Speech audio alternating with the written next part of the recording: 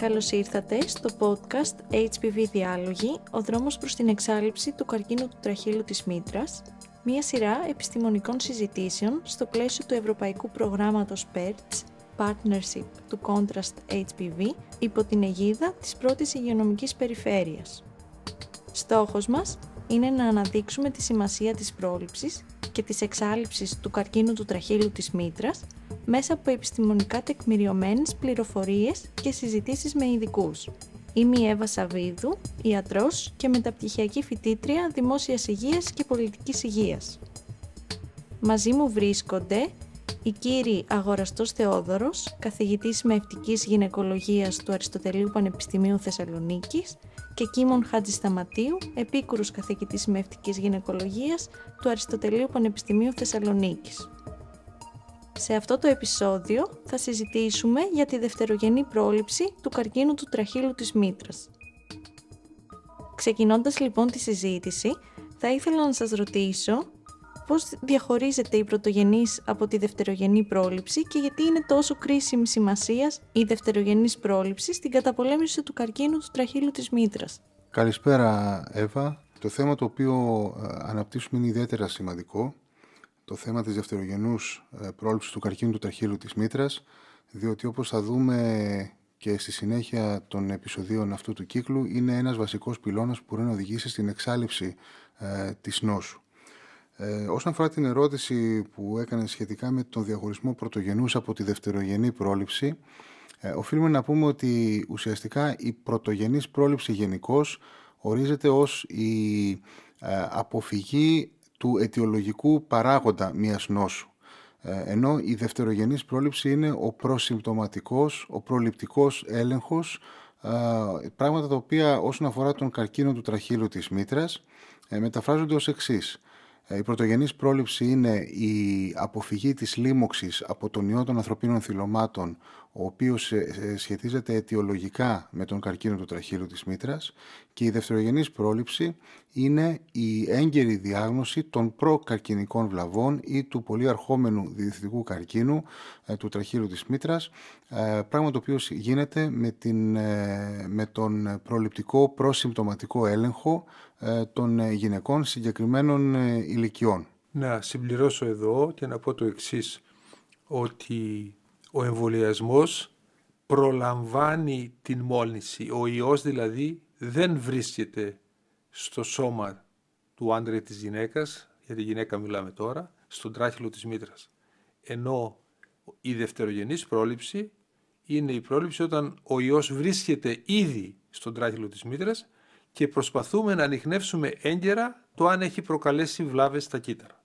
Η πρωτογενής λοιπόν να μην έρθει ο ιός και η δευτερογενής ήρθε ο ιός, αλλά να ανιχνεύσουμε αν έχει κάνει κάποια ζημιά. Ωραία, οπότε ας εστιάσουμε στη δευτερογενή πρόληψη και ξέρουμε ότι ένας κομβικό σημείο στη φυσική ιστορία της πορείας της νόσου ήταν ο ρόλος του τεστ Παπα-Νικολάου, η ανακάλυψη του τεστ Παπα-Νικολάου. Οπότε θέλετε να μας πείτε λιγάκι κάποια ιστορικά στοιχεία σχετικά με την ανακάλυψη του τεστ και πώς αυτό επηρέασε τη φυσική πορεία της νόσου? Το τεστ Παπα-Νικολάου είναι η πιο χαρακτηριστική μέθοδος δευτερογενούς πρόληψης που υπάρχει στην ιατρική. Δηλαδή, το τεστ Παπα-Νικολάου είναι η συλλογή κυττάρων από τον τράχυλο της μήτρας με ένα βουρτσάκι και η τοποθέτησή τους πάνω σε ένα τζαμάκι, το οποίο τζαμάκι, αφού γίνει η χρώση όπως λέμε, το βλέπει ο κυτταρολόγος γιατρός στο μικροσκόπιο για να δει τα κύτταρα αν είναι φυσιολογικά ή όχι.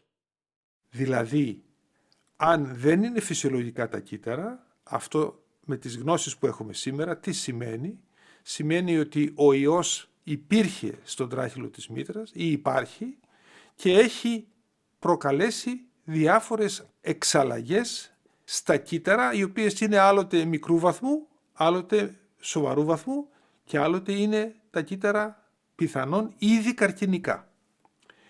Έτσι λοιπόν, όταν για πρώτη φορά ο Γιώργος Παπα-Νικολάου έκανε τις πρώτες μελέτες στο μικροσκόπιο από κύτταρα που είχε συλλέξει από τον κόλπο γυναικών και τον τράχυλο, ήταν μια καταπληκτική ιδέα η οποία όντως απεδείχθη ότι προσέφερε πάρα πολλά στην έγκαιρη ανίχνευση αλλοιώσεων προκαρκινικών ή καρκινικών στους τραχύλους των γυρικών που εξετάζονταν. Η μέθοδος έγινε πάρα πολύ αποδεκτή από την ιατρική κοινότητα, ξεκίνησε στις Ηνωμένες Πολιτείες και από εκεί επεκτάθηκε σε όλο τον κόσμο και καθιερώθηκε κιόλας με το όνομα του Παπα-Νικολάου ως PAP test. Η γνώση για τον ιό ο οποίος προκαλεί αυτές τις αλλοιώσεις δεν υπήρχε. Προέκυψε στην πορεία των ετών με τις μελέτες και τις έρευνες διαφόρων ερευνητών και έτσι μια ομάδα ερευνητών στη Χαϊδελβέργη της Γερμανίας υπό τον καθηγητή Χάραλντ Τσουρχάουζεν για πρώτη φορά εξέφρασε την άποψη με βάση τις μελέτες που είχαν κάνει ότι ο καρκίνος του τραχύλου της μήτρας πιθανόν να οφείλεται στη δράση ενός ιού, του ιού των ανθρωπίνων θυλωμάτων. Αυτό έγινε τη δεκαετία του 70 στον περασμένο αιώνα, δηλαδή περίπου 2 με 3 δεκαετίες μετά την έναρξη εφαρμογής του τεστ Παπα-Νικολάου στην Αμερική. Οι έρευνες που έγιναν στη συνέχεια κατέληξαν στο να αποδείξουν και πειραματικά και επιδημιολογικά ότι ναι, αυτό ισχύει, ότι ο ιός των ανθρωπίνων θυλωμάτων είναι ο αιτιολογικός παράγων που προκαλεί την καρκινογένεση στον τράχυλο της μήτρας. Οι μελέτες αυτές κατέληξαν σε μια πλήρη αποδοχή και ενημέρωση όλης της επιστημονικής κοινότητας παγκοσμίως το 1999 με μια καταπληκτική δημοσίευση που έγινε στον Διεθνή Ιατρικό Τύπο. Άρα λοιπόν η διεθνής κοινότητα από το 1999 γνωρίζει πλέον ότι το αίτιο για τον καρκίνο στον τράχυλο της μήτρας είναι ο ιός των ανθρωπίνων θυλωμάτων. Στο τέλος λοιπόν άρχισε να γίνεται η μελέτη αυτού του ιού όλο και περισσότερο και έτσι προέκυψε η πρωτογενής πρόληψη που είναι το εμβόλιο εναντίον του ιού. Όπως όλοι οι ιοί, για όλους τους ιούς προσπαθούμε να έχουμε εμβόλια προφυλακτικά, έτσι έγινε αυτή η προσπάθεια και βρέθηκε το προφυλακτικό εμβόλιο.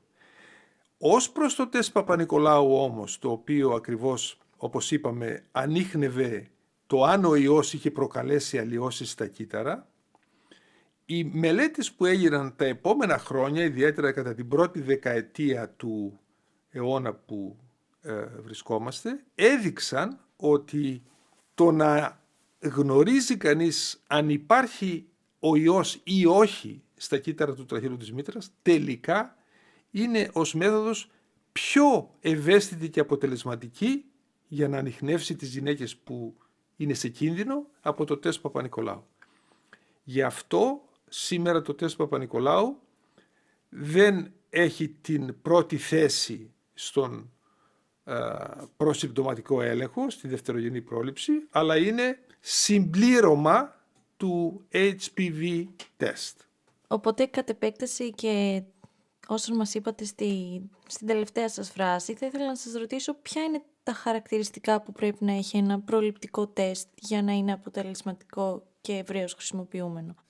Αυτή είναι μια πολύ σημαντική ερώτηση, διότι πραγματικά πρέπει να αντιληφθούμε ότι κανένα προληπτικό τεστ δεν είναι τέλειο και δεν μπορεί να είναι τέλειο.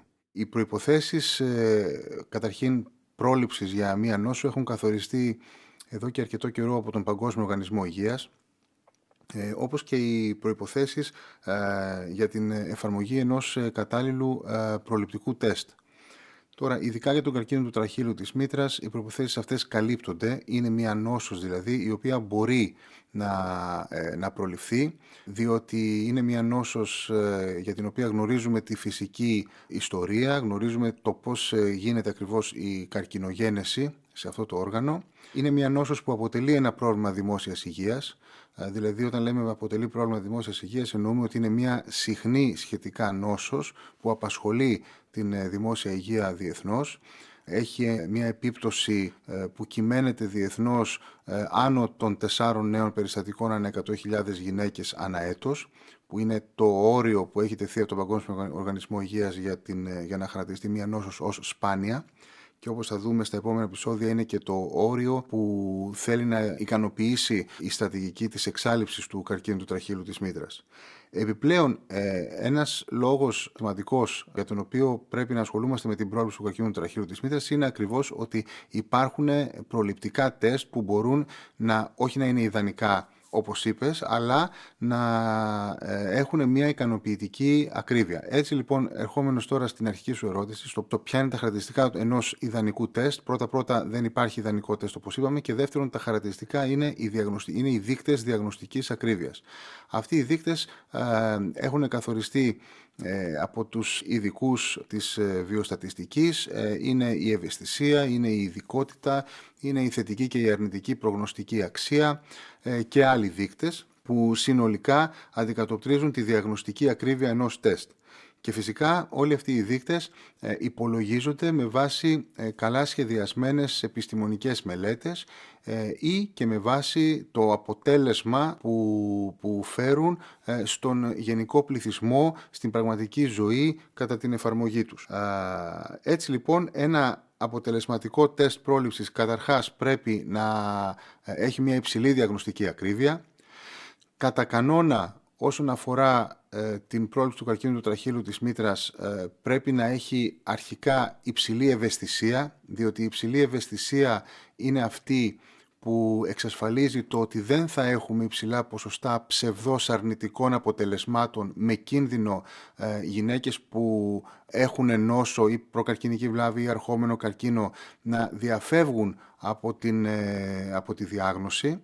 Και επίσης ένα δεύτερο γενικώς χαρακτηριστικό είναι ότι πρέπει να έχουν και υψηλή ειδικότητα όσο γίνεται, ούτως ώστε να μην παραπέμπονται προς έλεγχο πολύ περισσότερες γυναίκες από όσες θα έπρεπε. Κανένα τεστ δεν πληρεί και τις δύο αυτές προϋποθέσεις.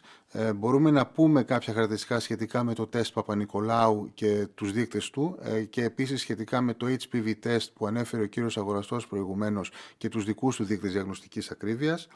Αλλά σε γενικές γραμμές πρέπει να γνωρίζουμε ότι χρειάζεται μια προσεκτική επιλογή των τεστ που θα χρησιμοποιηθούν στο αρχικό στάδιο ελέγχου του γενικού πληθυσμού ή σε ένα δεύτερο στάδιο διαλογής των γυναικών οι οποίες έχουν θετικό αποτέλεσμα σε ένα αρχικό τεστ.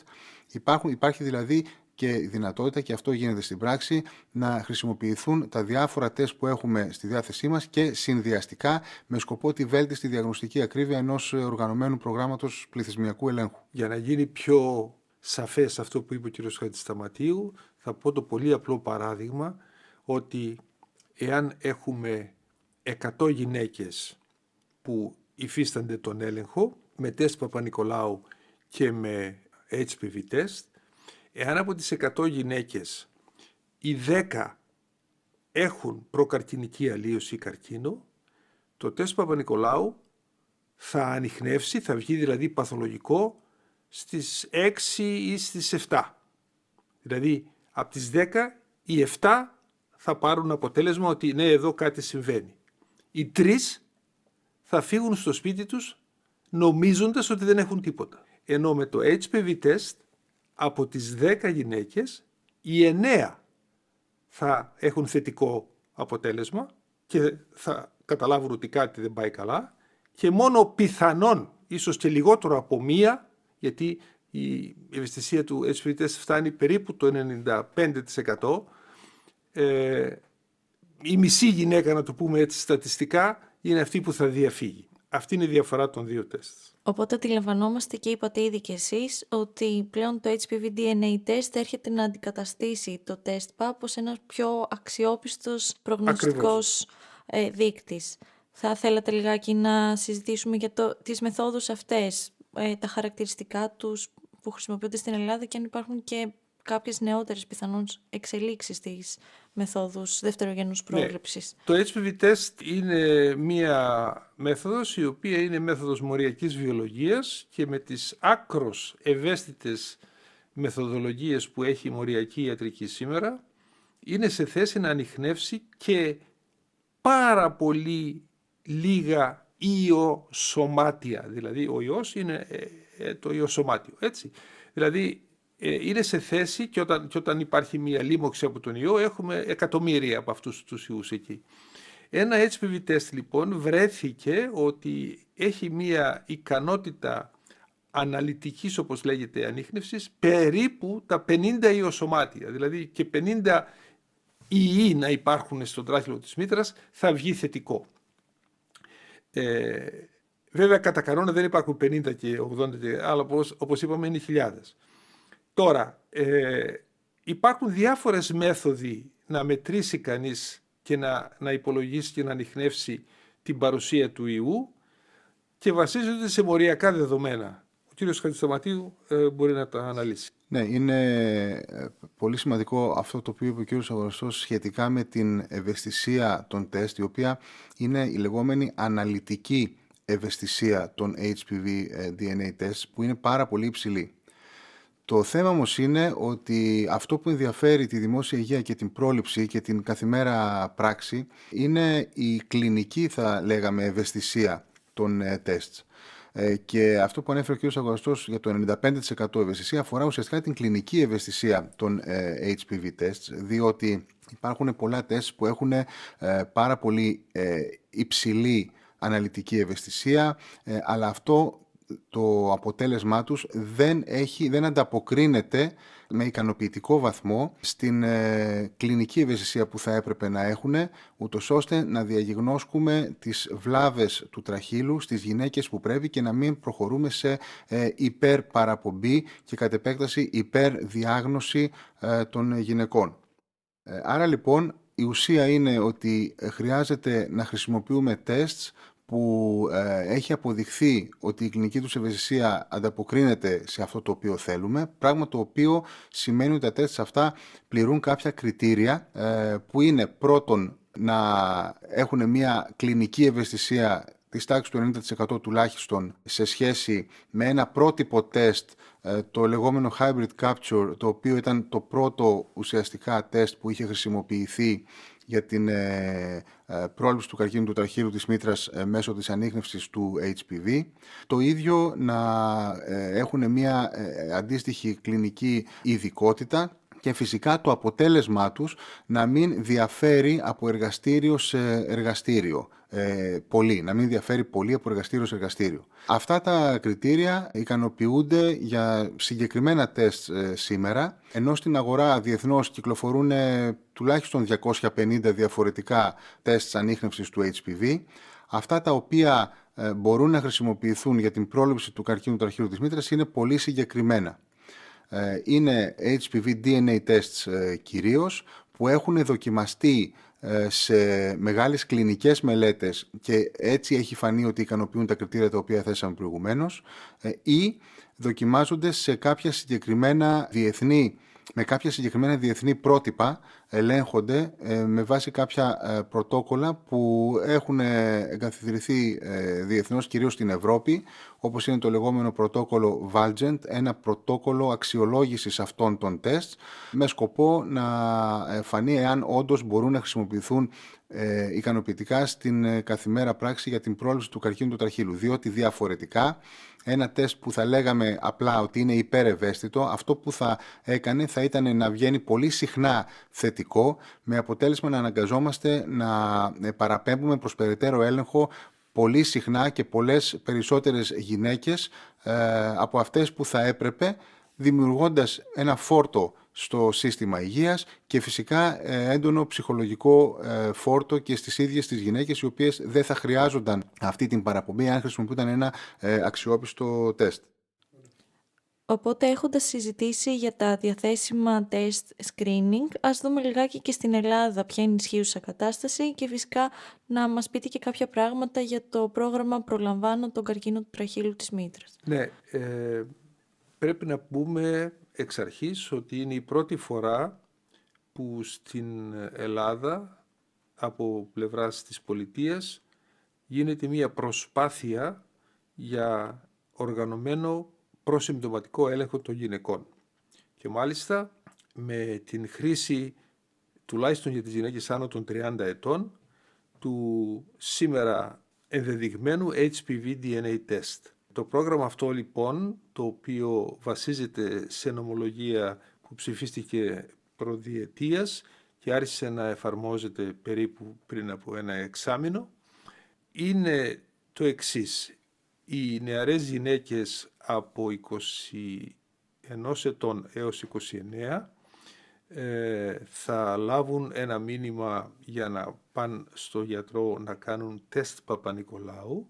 Δηλαδή το τεστ Παπα-Νικολάου διατηρείται για αυτές τις νεαρές γυναίκες σύμφωνα με το πρόγραμμα, επειδή το HPV DNA τεστ σε αυτές τις ηλικίες βγαίνει πιο πολλές φορές θετικό από όσο θα έπρεπε, δηλαδή η ειδικότητά του δεν είναι τόσο υψηλή. Από την ηλικία των 30 ετών και άνω έως τα 65 οι γυναίκες λαμβάνουν το μήνυμα να πάνε στο γιατρό να κάνουν το λεγόμενο HPV DNA test.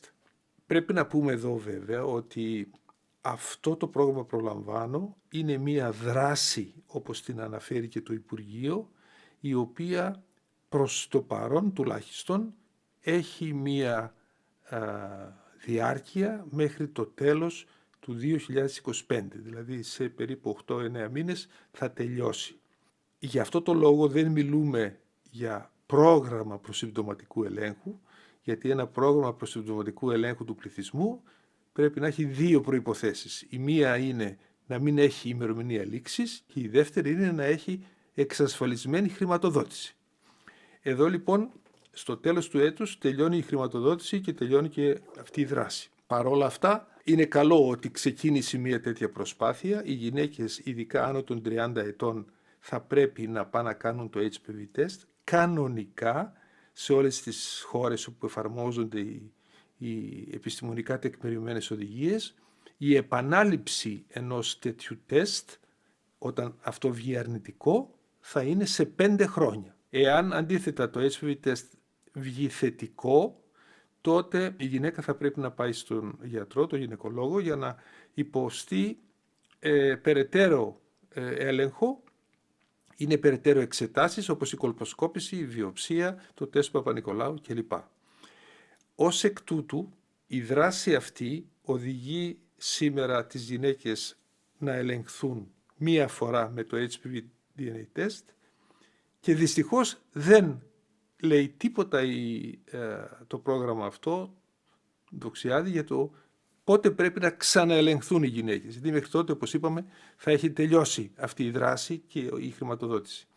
Παρ' όλα αυτά, είναι πάρα πολύ ενθαρρυντικό ότι υπάρχει έστω και αυτό σήμερα στην Ελλάδα και ας ελπίσουμε ότι με τον καιρό και όσο οι γενιές των νεαρών κοριτσιών εμβολιάζονται, γιατί είπαμε ότι παράλληλα υπάρχει ο εμβολιασμός που είναι η πιο σημαντική παράμετρος, οι εμβολιασμένες λοιπόν γυναίκες είναι προφανές ότι έχουν πολύ μικρότερο κίνδυνο να νοσήσουν από τον HPV και υπάρχει και η άποψη ότι μετά από 2-3 δεκαετίες πιθανόν, τουλάχιστον σε ορισμένες χώρες οι οποίες έχουν καταφέρει να έχουν καλύψει με εμβολιασμό πάνω από το 90% των νεαρών κοριτσιών και επίσης να κάνουν και τον έλεγχο των γυναικών, τότε ίσως οι γυναίκες οι οποίες θα μεγαλώνουν σιγά σιγά και θα είναι εμβολιασμένες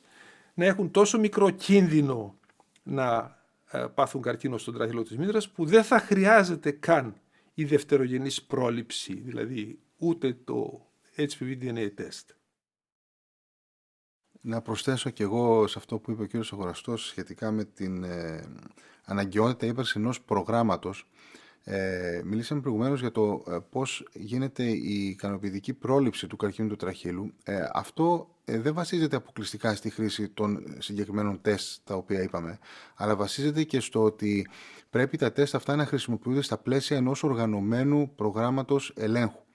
Και οργανωμένο πρόγραμμα πληθυσμιακού ελέγχου σημαίνει ότι το κράτος, οι υπηρεσίες του Υπουργείου Υγείας, οι υπηρεσίες υγείας του κράτους καθορίζουν το ποιες γυναίκες θα ελεγχθούν, Δηλαδή γυναίκες ποιων ηλικιών θα ελεγχθούν ή γυναίκες ποιου κινδύνου εμφάνισης προκαρκινικών βλαβών θα πρέπει να ελεγχθούν και κάθε πότε θα πρέπει να ελεγχθούν, με ποιο τεστ θα ελέγχονται, πότε θα αρχίζει ο έλεγχος, σε ποια ηλικία θα τελειώνει ο έλεγχος, και όλες αυτές οι λεπτομέρειες, οι πολύ σημαντικές, πρέπει να καθορίζονται. Έτσι λοιπόν, το οργανωμένο πρόγραμμα πληθυσμιακού ελέγχου, εκτός από όλες αυτές τις παραμέτρους, είναι αυτό το οποίο εξασφαλίζει την καλύτερη αποδοτικότητα των προληπτικών τεστ και την καλύτερη αποδοτικότητα όσον αφορά τον πληθυσμό. Ας ελπίσουμε ότι αυτό το πρόγραμμα που υπάρχει αυτή τη στιγμή στην Ελλάδα, η δράση, είναι ένα πρότυπο, μια πιλωτική εφαρμογή ενός οργανωμένου προγράμματος πληθυσμιακού ελέγχου, το οποίο ας ελπίσουμε ότι στα επόμενα χρόνια θα οργανωθεί και θα αποκτήσει σταθερά χαρακτηριστικά, ούτως ώστε να γίνει πλέον μόνιμη η εφαρμογή του για όλες τις επερχόμενες γενιές των γυναικών που θα αποτελούν τον πληθυσμό στόχο της πρόληψης του καρκίνου του τραχύλου της μήτρας. Στην Ελλάδα δεν μπορεί να πει κανείς ότι υπάρχουν οργανωμένα προγράμματα προσυμπτωματικού ελέγχου. Δυστυχώς μέχρι σήμερα δεν υπάρχει ούτε για τον μαστό, ούτε για τον τράχυλο της μήτρας, ούτε για το έντερο, ούτε για τα καρδιαγγειακά, ούτε για τα ανεβρίσματα κλπ. Γιατί αυτές είναι οι ιατρικές καταστάσεις όπου αξίζει τον κόπο να κάνει κανείς ένα τέτοιο οργανωμένο πρόγραμμα. Το δεύτερο μειονέκτημα της Ελλάδος είναι η πλήρης έλλειψη στατιστικών στοιχείων. Έτσι με ρωτήσατε σε τι ποσοστό οι Ελληνίδες κάνουν αυτόν τον έλεγχο. Απάντηση: δεν υπάρχει. Και υπάρχει φυσικά και η ανισότητα, δηλαδή υπάρχουν γυναίκες οι οποίες για διάφορους λόγους που δεν χρειάζεται τώρα να τους αναπτύξουμε, ελέγχονται και πιο συχνά από ό,τι θα έπρεπε, χωρίς κανένα ιατρικό λόγο, και υπάρχουν γυναίκες οι οποίες δυστυχώς δεν ελέγχονται σχεδόν καθόλου. Καταλαβαίνετε ότι μεταξύ των μεγάλων πόλεων και των μικρών χωριών και νησιών υπάρχει μεγάλη διαφορά ως προς την ικανότητα πρόσβασης της κάθε γυναίκας σε ένα τέτοιο έλεγχο, ο οποίος είναι προφανές ότι πρέπει να είναι δωρεάν και να παρέχεται δωρεάν από το κράτος. Διότι αυτή τη στιγμή ό,τι γίνεται για προληπτικούς λόγους στην Ελλάδα γίνεται με κόστος το οποίο αναλαμβάνουν δεν λέμε ασθενείς, δεν είναι ασθενείς, είναι οι πολίτες. Ό,τι έγινε και με τη μαστογραφία, με το πρόγραμμα Φόφη γεννηματά, είναι και αυτό μία δράση, είναι μία και έξω. Δεν θα ξαναγίνει. Έτσι, όσες γυναίκες κάνανε τη μαστογραφία δωρεάν τώρα με το πρόγραμμα Προλαμβάνω, δεν υπάρχει καμία πρόνοια για το τι θα γίνει από εδώ και πέρα, του χρόνου, τον άλλο χρόνο.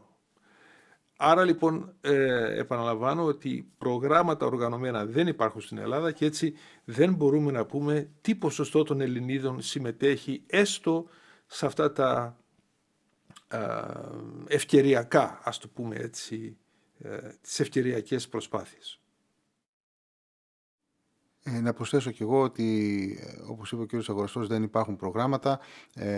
Να ελπίσουμε ότι θα υπάρξουν στο μέλλον. Να ελπίσουμε επίσης ότι τα προγράμματα αυτά θα είναι ολοκληρωμένα υπό την έννοια ότι θα προωθούν και θα προωθούν τον προληπτικό έλεγχο και θα ενημερώνουν τον κόσμο, διότι η σταθερότητα και η επιτυχία ενός προγράμματος βασίζεται στη συμμετοχή των γυναικών και η συμμετοχή με τη σειρά της είναι αποτέλεσμα της ενημέρωσης, της σωστής επιστημονικής ενημέρωσης και της προσέγγισης των γυναικών όπου αυτές και αν βρίσκονται. Εδώ να κάνω μια μικρή παρατήρηση σχετικά με γυναίκες οι οποίες δεν συμμετέχουν στα προγράμματα αυτά, που είναι ένα φαινόμενο που υπάρχει διεθνώς. Και στην ελληνική δράση υπάρχουν γυναίκες που δεν συμμετέχουν και όλα τα χρόνια τα προηγούμενα που γινόταν ευκαιριακός έλεγχος υπήρχαν γυναίκες οι οποίες δεν συμμετείχαν στην πρόληψη. Είναι ένα φαινόμενο λοιπόν που εμφανίζεται διεθνώς σε πολλές χώρες, ακόμα και σε χώρες όπου υπάρχουν οργανωμένα προγράμματα πληθυσμιακού ελέγχου. Ένας τρόπος για να αντιμετωπιστεί αυτό το πρόβλημα, που έχει μελετηθεί διεξοδικότατα τα τελευταία τουλάχιστον 10 χρόνια, είναι η εφαρμογή εναλλακτικών μεθόδων πρόληψης, ειδικά για τον καρκίνο του τραχύλου της μήτρας, όπως είναι η αυτολήψη. Η αυτολήψη δείγματος από την γυναίκα είναι κάτι το οποίο έχει γίνει πραγματικότητα και εφαρμόζεται σε πολλές χώρες ήδη, όπως στη Δανία, στην Ολλανδία, οργανωμένα και σε άλλες χώρες, και κατέστη εφικτή η χρήση του αυτολαμβανόμενου δείγματος σε συνδυασμό με την ανάπτυξη των μοριακών μεθόδων ανίχνευσης του HPV. Διότι πρέπει να τονίσουμε ότι η αυτολήψη δεν είναι μέθοδος που μπορεί να χρησιμοποιηθεί για τεστ Παπα-Νικολάου, για κυταρολογική εξέταση, αλλά σε συνδυασμό με τη μοριακή εξέταση ανίχνευσης του HPV-DNA, για παράδειγμα, είναι μια πολύ αποδοτική μέθοδος για γυναίκες οι οποίες δεν θέλουν να συμμετέχουν για διάφορους λόγους στο οργανωμένο πρόγραμμα πληθυσμιακού ελέγχου. Είναι πολύ σημαντικά αυτά που λέτε και θέλω κι εγώ με τη σειρά μου να επισημάνω αυτό που είπατε, ότι πόσο σημαντικό είναι το να υπάρχουν ολοκληρωμένα προγράμματα φροντίδας υγείας που θα διασφαλίζουν και τη συνέχεια στην πρόληψη και σε όλες τις δράσεις και κατ' επέκταση θα διευκολύνουν και την πρόσβαση περισσότερων γυναικών σε αυτά τα προγράμματα screening, αλλά και τη συλλογή των πολύ απαραίτητων στατιστικών και δεδομένων που θα καθοδηγήσουν τις δράσεις μας. Οπότε, φτάνοντας και στο τέλος του επεισοδίου, δεν ξέρω αν θέλετε να αφήσετε ένα βασικό μήνυμα, κάτι που θεωρείτε πολύ σημαντικό να μείνει σε όσους μας ακούνε από τη σημερινή συζήτηση για τη δευτερογενή πρόληψη του καρκίνου του τραχύλου της μήτρας. Το μήνυμα είναι ότι επειδή ο εμβολιασμός είναι η πιο σημαντική παράμετρος στον τομέα αυτόν, όλες οι μεγάλες γυναίκες που έχουν παιδιά θα πρέπει να φροντίσουν να τα εμβολιάσουν από την ηλικία των 9, 10, 11 ετών. Οι ίδιες όμως οι γυναίκες, επειδή ακριβώς το πιο πιθανό είναι ότι οι ίδιες δεν έχουν εμβολιαστεί, θα πρέπει να προστρέξουν και να κάνουν αυτό το HPV-DNA test, είτε μέσα στα πλαίσια αυτής της δράσης που υπάρχει προς το παρόν και είναι δωρεάν από την πολιτεία, είτε στην ανάγκη στις δημόσιες δομές υγείας ή και στους ιδιώτες γιατρούς. Το θέμα της συμμετοχής είναι ένα πολύ σημαντικό θέμα και επαναλαμβάνω να το ξέρουν οι γυναίκες ότι αν το HPV-DNA test που θα κάνουν βγει αρνητικό, πρέπει σε 5 χρόνια να το επαναλάβουν. Δεν χρειάζεται πιο συχνά. Το κόστος δεν είναι τέτοιο που να είναι απαγορευτικό και η αξία του είναι πολύ μεγάλη. Άρα λοιπόν, ναι στη συμμετοχή στο πρόγραμμα της πολιτείας το προλαμβάνω, όσο αυτό ακόμα συνεχίζει να υφίσταται, προσπάθεια να πείσουμε την πολιτεία να υπάρχει ένα οργανωμένο πρόγραμμα προσυμπτωματικού ελέγχου, αλλά σε όλες αυτές τις περιπτώσεις η κάθε γυναίκα θα πρέπει να φροντίσει να ελέγχεται με αυτές τις σύγχρονες μεθόδους, τις μοριακές μεθόδους, οι οποίες είναι πιο αποτελεσματικές από το τεστ Παπα-Νικολάου και θα πρέπει να ξέρει ότι από την ηλικία τουλάχιστον των 30 ετών μέχρι την ηλικία των 65 ετών πρέπει να υπόκειται σε αυτόν τον έλεγχο ανά 5 ετία. Και εγώ με τη σειρά μου να προσθέσω ότι όντως το μήνυμα είναι η συμμετοχή, διότι τα εργαλεία αυτή τη στιγμή τα επιστημονικά για την σωστή και έγκαιρη πρόληψη του καρκίνου του τραχύλου της μήτρας είναι στα χέρια μας, είναι διαθέσιμα, όλες οι γυναίκες μπορούν να έχουν πρόσβαση σε αυτά, άρα το μόνο το οποίο απομένει ουσιαστικά είναι η συμμετοχή. Και η δράση της πολιτείας συντείνει προς αυτή την κατεύθυνση ενίσχυσης της συμμετοχής.